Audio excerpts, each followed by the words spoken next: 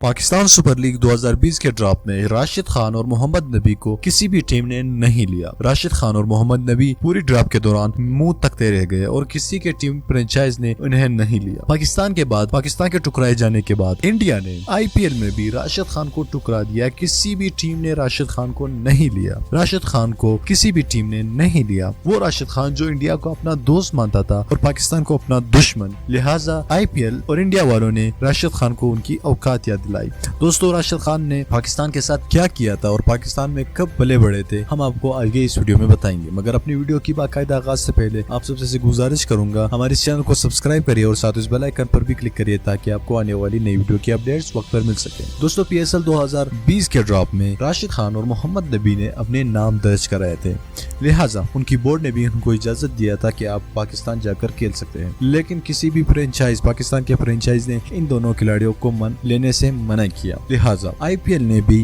राशिद खान को लेने से इनकार कर दिया। राशिद खान वो है जो पाकिस्तान में पले बड़े हैं, पाकिस्तान ने इनको क्रिकेटर बनाया।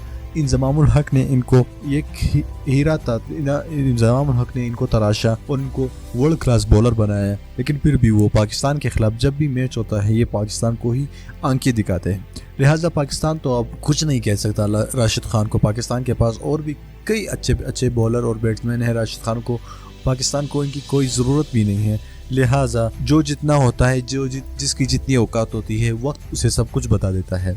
लिहाजा राशिद खान को इंडिया ने भी ठुकरा दिया है कि जनाब हम आपको नहीं ले सकते अपनी किसी भी टीम में। तो राशिद खान के पास अब तो दो चॉइसेस है कि वो पाकिस्तान के साथ अपना मिजाज ठीक कर ले, वरना बोरी बिस्तर बांधकर सिर्फ इंटरनेशनल क्रिकेट ही खेले और लीग मैचों को छोड़ दे।